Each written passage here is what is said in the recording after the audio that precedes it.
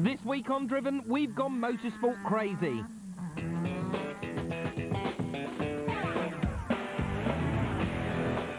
Ex-British rally champ Penny gets back behind the wheel after a 5-year absence. Can she pick up where she left off? Jason test drives the all-new Subaru Impreza Turbo. Is the master still sharp?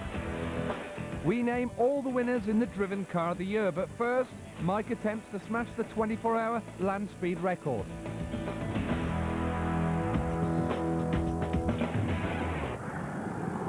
When we were told we'd be spending the night together, we hadn't really bargained on this, but over the next 24 hours, Driven is hoping to get itself in the record books.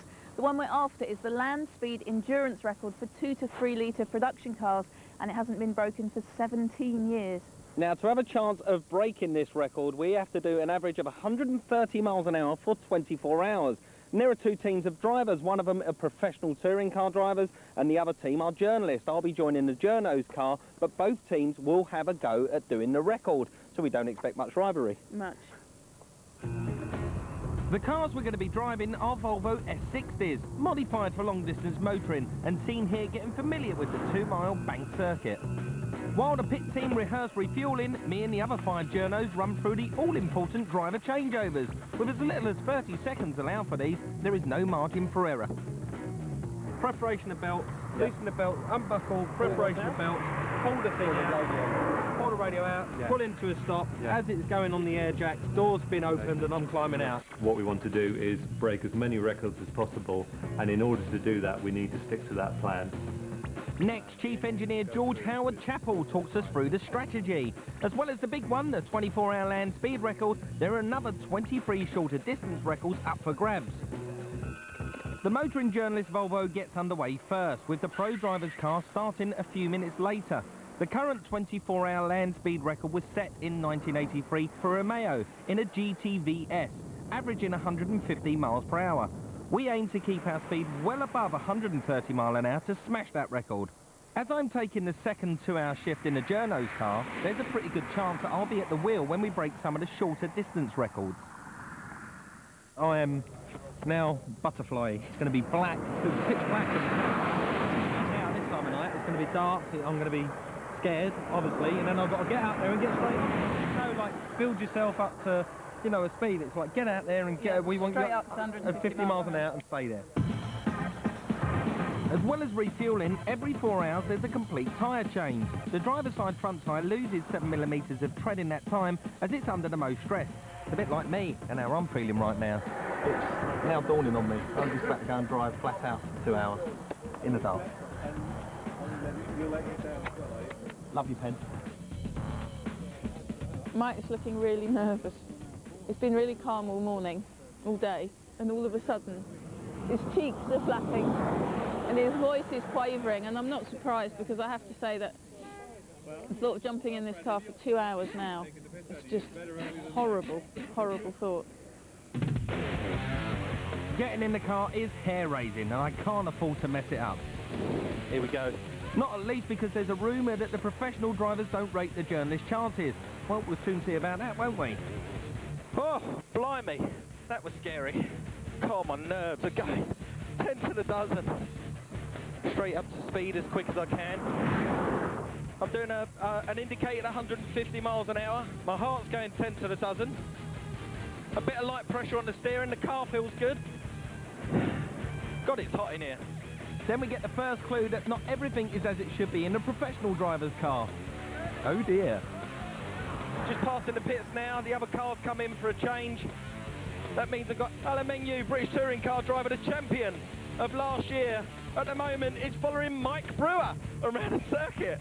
That'll make Plato sick, wouldn't it? Once the initial adrenaline rush is past, you have to come to terms with the dreadful monotony of going round and round and round in circles.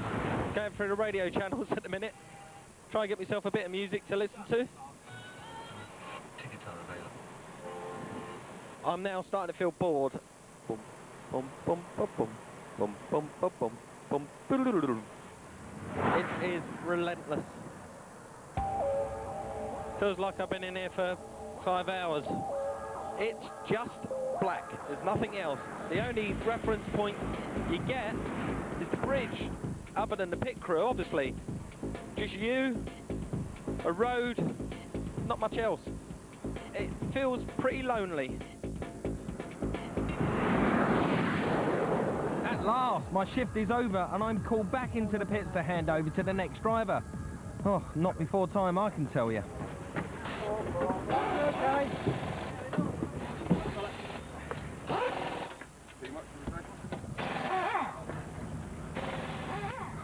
Door.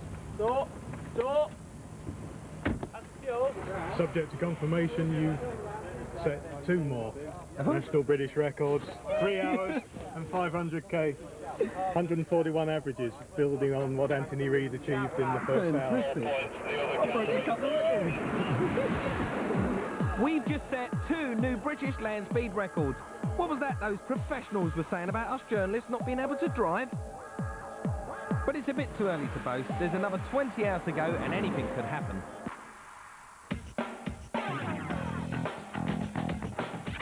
Just behind me is the brand new Subaru Impreza Turbo WRX. Now before I reveal it to you, I must warn you, it's changed. Now we all know the old one was no oil painting, and we kind of forgave it for being ugly as sin because it was just great fun to drive. But now some keen-eyed designer has tried to make this new one look all pretty. See what I mean? New bug-eye headlights and blistered body panels give the Impreza immediate recognition. Subaru have decided to make the cult car of the 90s less aggressive looking, to appeal to the more family-minded. But is it still the ultimate boy racer's car?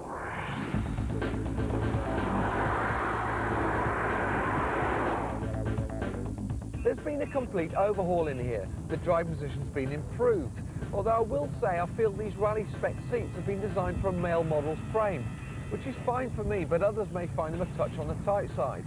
The switchgear and steering wheel have been raised, but I wish I could adjust the steering wheel for reach and not just rake. The pedals, well, they're great. In fact, altogether, a very, very good driving position. One which makes you feel part of the car, because I feel as if I'm sat in it rather than on it. Crash safety and braking have been upgraded. This is the 218 brake horsepower version, which can get you to 60 in around 6 seconds. And if you really need to get from A to B in a blink of an eye, well, it's got a top speed of 143 miles an hour.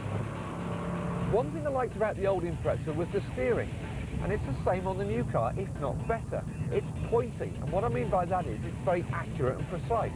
Now, some people may say it's nervous, but it's not. It's just very responsive, which is exactly what you want in a car like this. The exterior and the ride is a lot smoother than the previous model. And guess what? The cabin is too, with a brushed aluminium look centre console, soft touch plastics and more room front and back. But Subaru reckon they've raised its performance. So how does it fare on the track?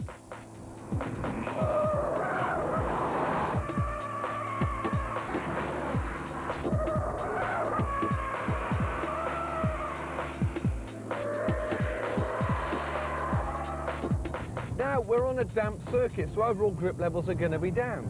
But I have to say I'm impressed with the overall roll holding in the new Impreza. It doesn't suffer from terminal understeer like most of the production cars, and oversteer, well, it can be easily achieved. The brakes are good, overall balance is excellent, but I'll tell you what, one thing lets it down in my opinion, and that's it's only got 218 brake horsepower. It just isn't enough. There will be a 280 brake horsepower model available in a year's time. That's if Subaru can get it past the tough European emission standards. I think that's going to prove a better package. This one will set you back 21.5 grand. More expensive than the last one, but the standard spec's been raised. No one imagined the original Impreza would become an icon, but it did. So in time-honoured fashion, Subaru have followed the old adage. If it ain't broke, well, let's mess with it. But is it still the boy racer's dream? Well, I think so. Okay, so it's a bit more refined and they smoothed out the rough edges. But I think that improves the car. Mind you, the only thing I'm not sure about is those bug-eyed headlights. Still, you'd never notice them from inside.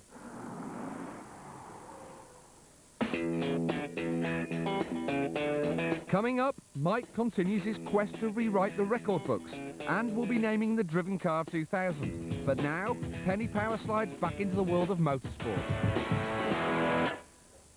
I gave up rallying in 1994 to have my children, Georgie and Charlie, but I've never stopped wanting to get back in a rally car. And today is the day because I'm going to test this, a Ford Focus World Rally car, and I'm going to be the first woman in the world to drive one. I'm preparing for my first rally in 5 years. Colin McRae drove and won the Safari Rally in Kenya in this very car, and I'll drive it in 2 rallies before it goes into a museum for good. It costs a staggering £400,000 new, and it wouldn't fare well in the Driven 100 with a cost per mile of £200. Today I'm shaking down the car with my co-driver Sue Mee. The car is only built to do 600 kilometres and I'm allowed to do just 12 today to get a feel for it before the rally in a few days' time. Well, this is it, my first gear change in my Ford Focus World Rally car. My mouth is as dry as a bone, my heart is thumping, I just need to concentrate. Sequential gearbox.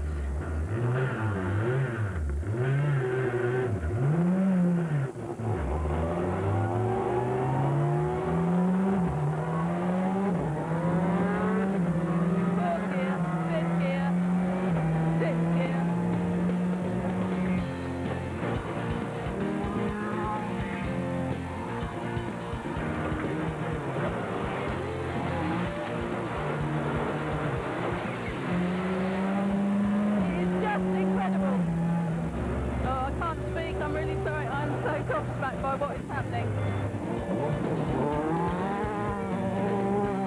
This car is just utterly incredible. I've never had an experience like this in my life. And I don't think it gets much better than this in terms of driving a car. It's just unbelievable. I can't believe that we have got this car and we can do a rally in it. This is a proper dream come true. I'm speechless. I'm sorry I can't tell you how it feels because I don't know how to. With limited opportunity to practice, I just can't wait for the Rally of Great Britain in November. And you can follow my progress on forcar.co.uk. It's also the place to check out all the background information on Mike's land speed record attempt. Extensive coverage on forcar.co.uk. Coming up after the break, Mike's land speed record attempt suffers a major setback. And stay tuned as we'll be naming the Driven Car of 2000. Welcome back to Driven. Later on we'll be naming the heroes and villains in the Driven Car of the Year. But first, disaster strikes one of the land speed record teams. In my first driving stint, we broke the 3-hour land speed and 500-mile records. But the 24-hour land speed record is still a long way off. We kept our speed to an average of 130 miles an hour, but it's been a long night and tiredness is beginning to take its toll. As dawn breaks, we're still 12 hours away from the finish and there's some bad news. Our chances of breaking the record have halved. The professional driver's Volvo has dropped out, victim of a very peculiar Motorsports Association ruling. We had to retire one of the cars at about 3 o'clock. Had a small problem. It's a rule of these speed attempts that anything that you need to change on the car, you need to carry in the car. It was a pretty insignificant problem normally, take a few minutes to fix and you carry on. Unfortunately, we hadn't predicted that. We didn't have the piece in the car and therefore we had to retire it. The only car still in the game is the journalist motor. No gloating now, and although it's running well, the fact it's blasted through the first few hours could have an effect on its stamina for the closing stages of the record attempt. The morning passes without a hitch, each driver doing his part, and we're looking good. Then it dawns on me, I've got to do the last 2-hour stint, and this 24-hour land speed record attempt is completely and utterly down to me.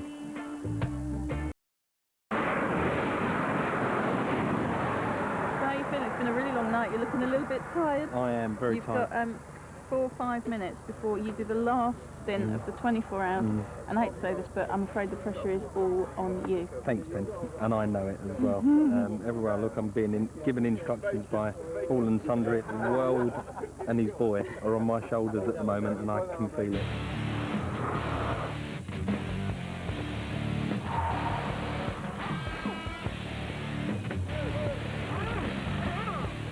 Here we go, adrenaline rush, change over drivers, strap up, check controls, and go!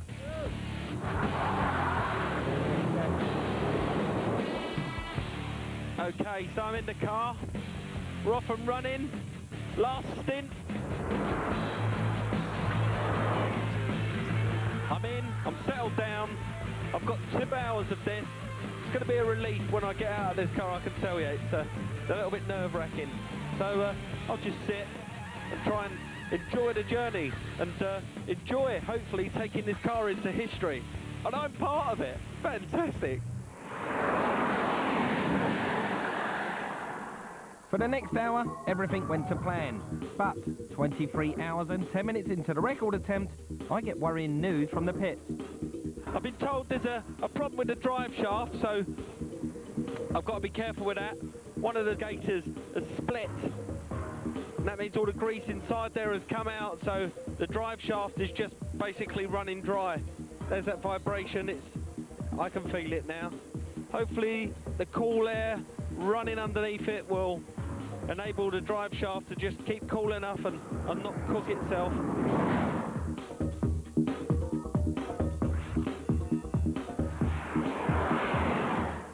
I'm worried sick that, you know, something dreadful is going to go wrong. Every time I whip past the pit, I can see them all biting their fingernails, sitting there in nervous anticipation. In fact, Chief Engineer George Howard Chappell was nervous enough to come up with a new strategy for Mike. We're just slowing it down just to be cautious. So what speed is he doing now? He's doing 130-ish indicated, which is about 125 real.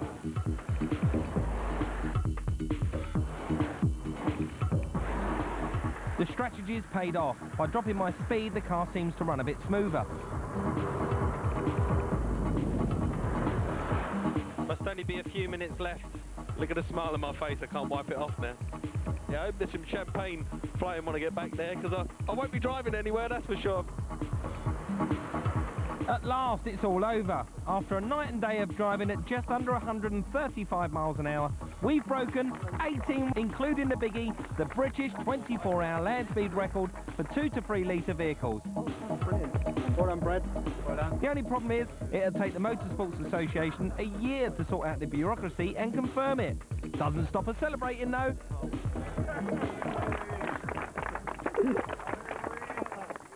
Well, there, we've done it. Driven has been part of making a little bit of history. But you have to remember, it's a big team effort. There was a lot of people involved, lots of drivers, lots of mechanics, lots of team bosses, but at least we were part of it, and Driven has got that stamp now firmly in the book.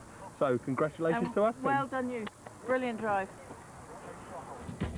Coming up, we announce Driven's Car of the Year, but after that, check out the viewer's choice on 4car.co.uk to be announced directly after the show. Red leader to blue car, Tango Whiskey Banana, Lemsip Charlie Alpha Romeo, Jason turn left. This year we've put 57 cars through the toughest tests on TV in the Driven 100 to find you the best motors on the market. Now it's time to name our top 10 and announce the Driven Car of the Year. Okay, squadron, peel off. And we'll be picking our own individual favourites along the way. Shocks away for the Driven 100 Roll of Honour.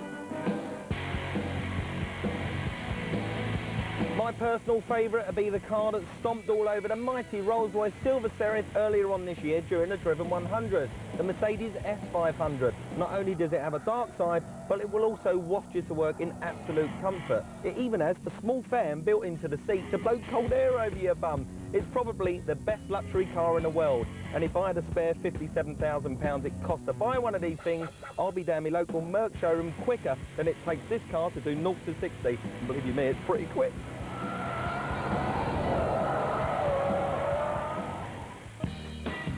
There may be cheaper cars on the block for under 10 grand, but you won't feel you're slumming it in a Volkswagen Lupo. OK, the boot's the size of an envelope and the rear seat's tiny, but it has big car refinement and finish. All the essentials like power steering, a height-adjustable driving seat and a decent radio are all there. And that Volkswagen badge will be worth the extra cash up front. Used car buyers love it.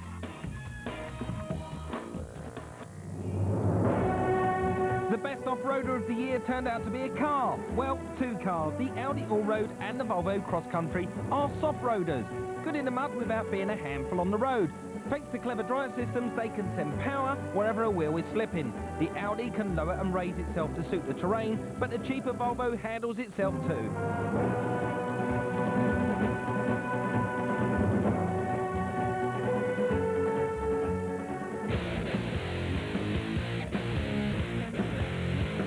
This is the car BMW said was too fast for its own good. This saloon-shaped supercar still has few rivals. Forget about its 400 horsepower V8 engine, the chassis is just brilliant. It flatters everything you do. 52 grand sounds like a lot of money? Well, think about this. It's half the price of a Ferrari and you get 2 extra seats. I think I'll have this one. Bung a big engine in a small car and you get huge fun. Renault shoehorned 172 brake horsepower, 2-litre engine into the little Clio, making it the hottest hot hatch on the block. Most of the time it's just a relaxed touring car, but wind it up and it's a real racer, even if it struggles to find the traction to put all that power down.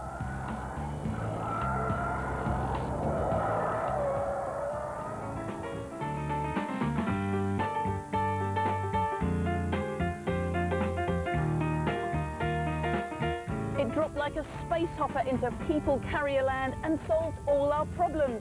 The Fiat Multipla might look a little bit mad, but it holds 6 people and their bags, and it's shorter than a family hatchback.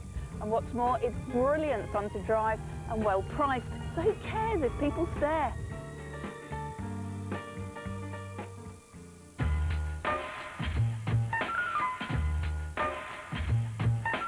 In a few months, these will be everywhere. The new Ford Mondeo may soon be a familiar sight, but it's upped the game again until all those other rivals appear.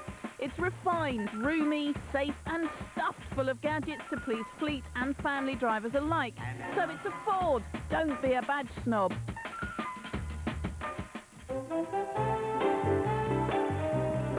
The Toyota Yaris has previously been our car of the series, and it's still our top Supermini. This year it's beaten off competition like the new Fiat Punto. It may take some time to get used to its spooky central speedometer, but at least it's different, and there's masses of space inside. The engines are sweet sounding and state-of-the-art. Even the 1 litre has plenty of power, yet still sips that precious petrol. Why buy anything bigger?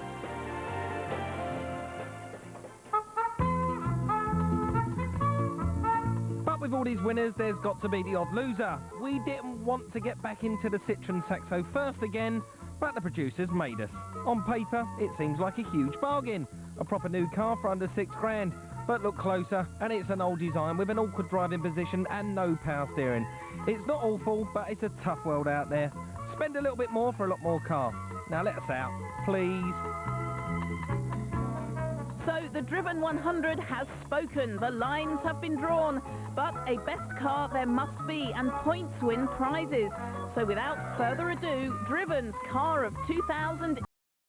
Wait for it.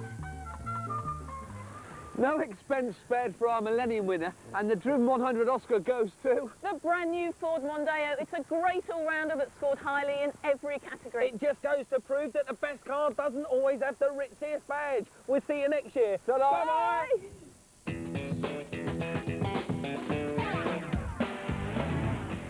Comedy with the Connors tomorrow afternoon here on Daytime. Roseanne is at midday.